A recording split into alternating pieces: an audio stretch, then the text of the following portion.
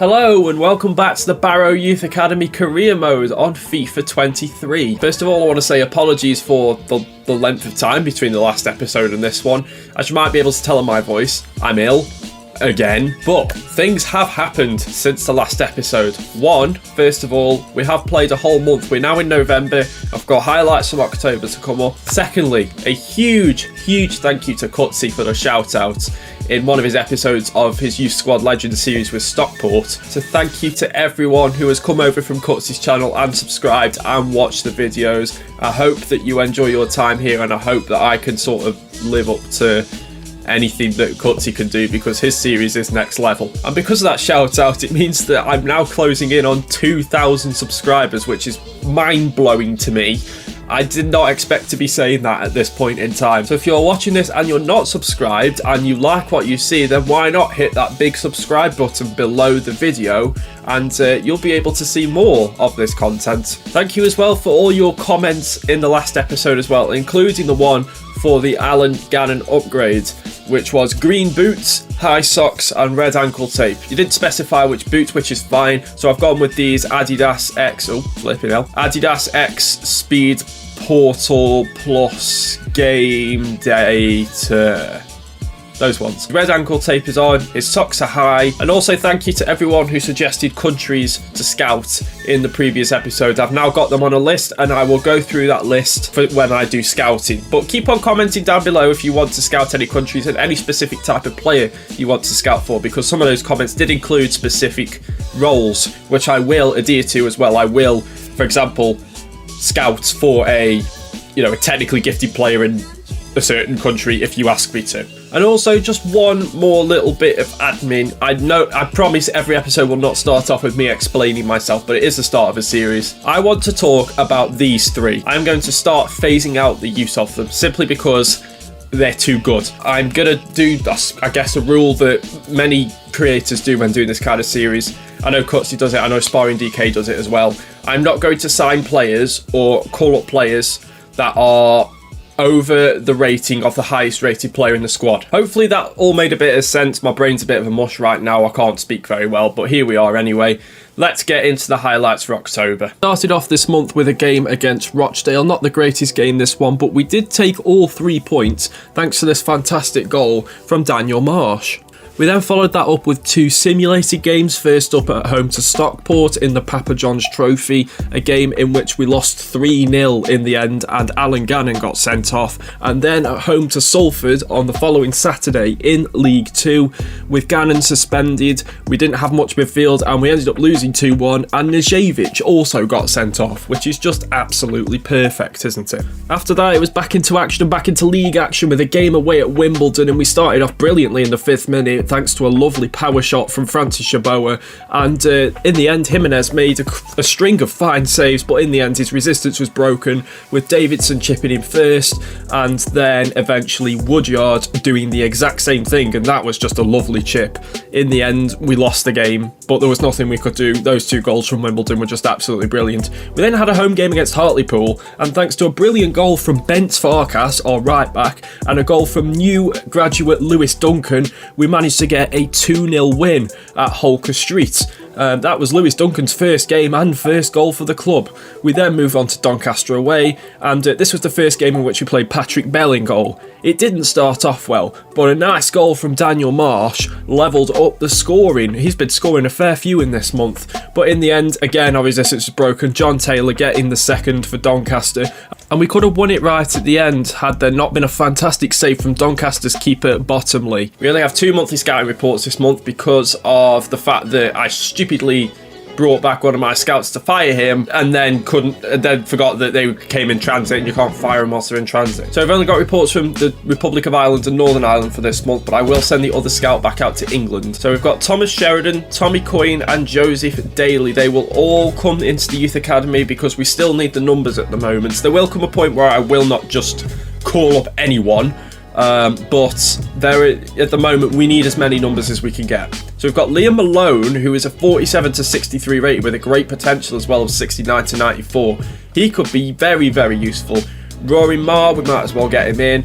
Dylan Boyce will get in, and again, more great overall and potential. And James Lavery, decent overall and decent potential. I didn't even fire Samuel Morgan, I completely forgot. Well, let's fire him now and get in a new scout. 3-star Sebastian Clausen is going to come in. And I think it is the 2nd of the month, but we'll just have to deal with it as it is.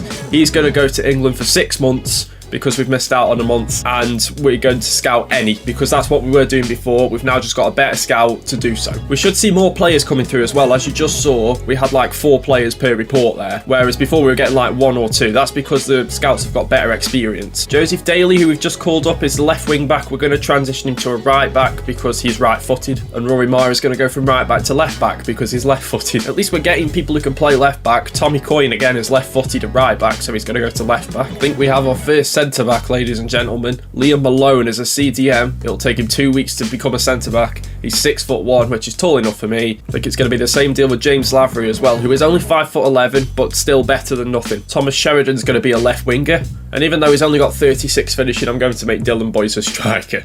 We currently sit 20th in the league, only 2 points clear of bottom placed Newport County, but at the same time, only 3 points behind 11th place Northampton. So it's a pretty close league so far. Okay, now we've got all of the admin stuff and all of that good stuff out of the way. Let's actually play our first like sort of proper match this episode that is not just highlights.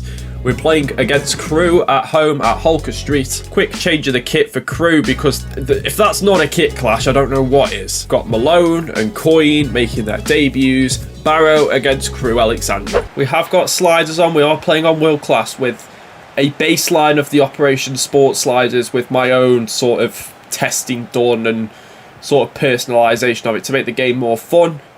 For the most part more fun, but also secondary harder, because this year the game, I am actually fairly good at the game apparently. Also, like I say, just please bear with me on this video today. I have got a cold. It's like my 3rd cold in about 2 months, which is a bit ridiculous, as Crewe nearly score there. They never want to cross it in, do they? Like, I know they literally don't cross on Legendary and Ultimate, but on World Class they're still hesitant to do so. Even from set pieces, free kicks, corners, as Lesha Bell is in. Oh, what a save from Bell. I've started playing him as like the main goalkeeper, and he's actually done alright so far, to be fair to him. Oh, I see Ledesma making the run there. Go on, lad. Go on, lad. Xavier Ledesma. Here we go. Here we go. He's got no one with him. He's going to have to hit it himself. Oh, what a goal from Ledesma. Let's go. Wow. I didn't think he was going to get it in from there. He just ran, and he ran, and he ran, and he continued to run, and what a hit that was. A Conquer with no chance. Holicek. Oh, brilliant ball roll, but another brilliant save from Bell. Marsh, good hold-up play there. Finds French out on the wing. French, what a ball that is into Yeboah. It is 2 for Barrow. Francis Yeboah, the top scorer in League 2 currently, gets another one. I can't remember how many he's actually scored now, but he scored a fair few. I don't think Crewe are one of the best teams in this league, that's for sure. We seem to be beating them fairly comfortably, although as I say that, Malone had to get there just about. Oh, here we go now. Thomas through for long, and Crewe do have a goal back. Brilliant. Just after I was saying about how they've not been very good in this game and our defence has been too good for them, they've gone and scored, haven't they? It's Finney on the left-hand side. Oh, no. No, don't do this to us now. No! Yes, Bell, great save. Get that out of there. Get it out. Bell! He's made another save. Oh my god, that's one way to end the game, isn't it? Bell with a double save right to the death to give us the 3 points. That's unbelievable. And after his pretty decent performance in the first game, I want you guys to comment below customisations for Patrick Bell. Again, unfortunately, you are only restricted to what's on FIFA, so that's kit fit, sleeves, well, I said goalkeeper pants. I don't know if you can have trousers. You can change his boots if you want. You can change how high his socks are. You can give him ankle tape. And also, for goalies, of course, gloves. Whichever gloves you want. Colour, actual branded gloves, whatever you want, wrist tape, etc., and all that sort of stuff. In select episodes, I will choose a player for you guys to customise, and yeah, basically, I will pick randomly from one of the comments. Unless one gets like more thumbs up than the other one, then I will pick the most thumbs up one. We now have our next game in this month, and we travel to Mansfield. Team is the same as last time, pretty much. So let's, if we can win with that team, let's carry on using that team. Clark. Lovely ball through for Bowery, and Bell comes out again. Patrick Bell doing a sterling job so far in this episode. That's another save. Barrow's header hits the bar. Get that out of there, Jesus. Boy, who was that? Boateng. That should be a yellow at least. Oates, great ball in. Oh, and it's Boateng who has got the goal. It was coming, to be fair. Mansfield have been all over us in this game so far. And it's Boateng, the man who took out Ledesma. I think it was Ledesma who he took out. And he's got a goal as well. Marsh, he's won the ball here. Oh, and he's got the pace to get past the defender as well. He hasn't got any support at the moment. He's going to have to cut back. Now he's got a bit of support in Francis Yeboah. And Pim puts it wide. Gannon, Barrera, the defender. Oh, Daniel Barrera is always on the edge of the box for some reason. Gannon out wide. It's Coyne, the new left back. Oh, great header. Go and get there. No. Elliott with another corner. This time. Oh, who's that? Oh, it was Malone. It was Malone with the header. Oh, it's a ball through. It's Jordan Bowery. And once again, Patrick Bell.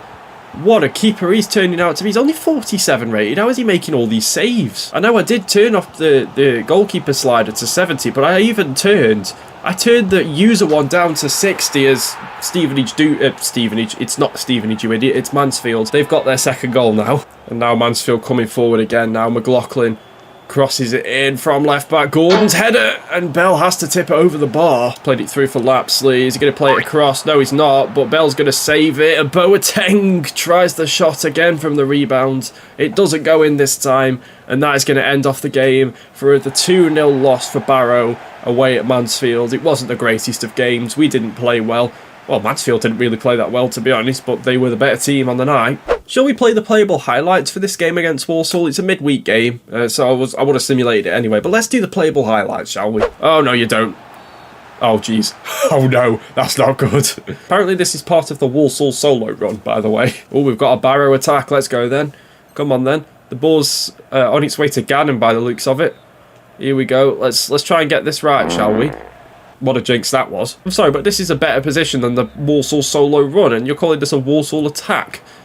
Come on, Bell. You got it. Yeah, good save. Get that out of there.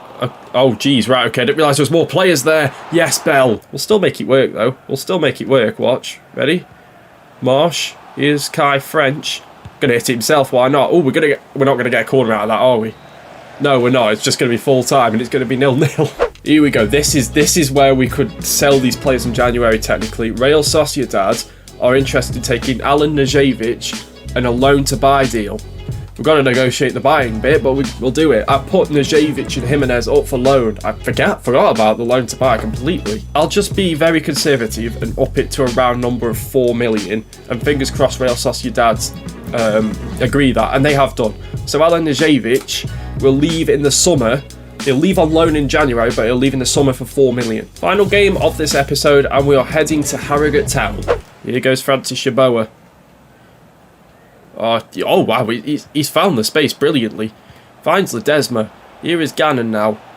Using his strength to just hold on to the ball. He's going to take a long shot, because why not? And forces Mark Oxley into the save. Defence is stretched here. Here goes Ramsey.